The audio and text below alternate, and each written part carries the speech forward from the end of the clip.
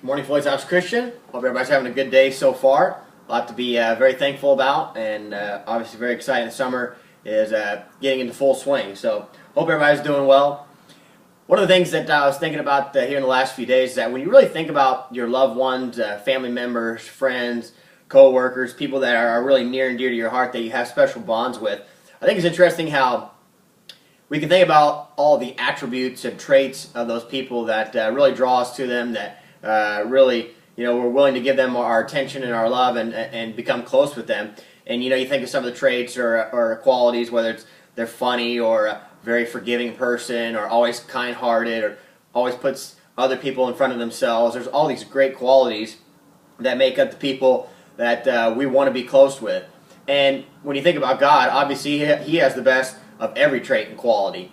And when you think about all of the great attributes that God has to be the creator of the universe, the one attribute that really has striken me here the last few days that I think is interesting is the fact that He truly is limitless.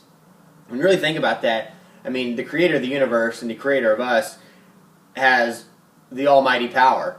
And when you really try to wrap your mind around that, it's pretty interesting to think, first of all, what He can do, and then also what we can do with His power.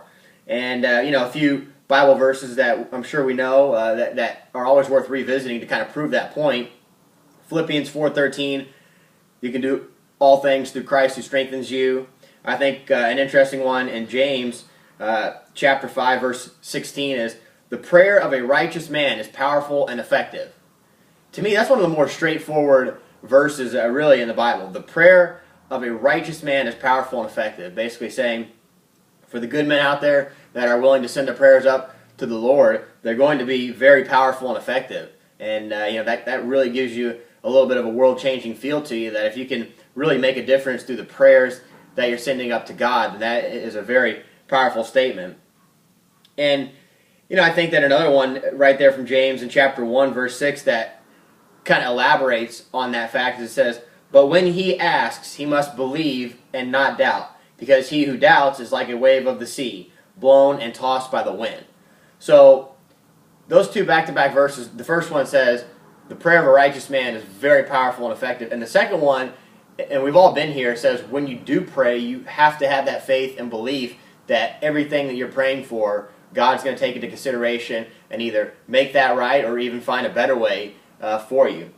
And I think that, we've all had times where we're kind of going through the practice of prayer, but not really believing what we're asking for, and you kind of sometimes get caught in a routine.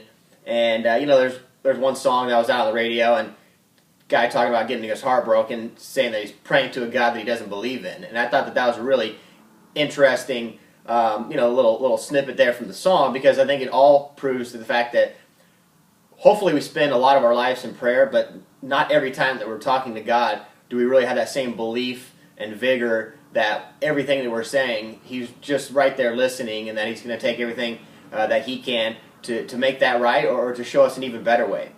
So I think that our task today is to really relish the one of my favorite attributes about the Lord that we serve is the fact that He truly is limitless. And if we really tap into all that potential and all the great things that He can do and just pray to Him, and also just when we are praying, believe that what we're saying is really going to make a difference in our lives and ultimately in the people around us. So hope that everybody's having a great day, and as we go to the communion table today, hope you realize all the great attributes that our Lord has to give.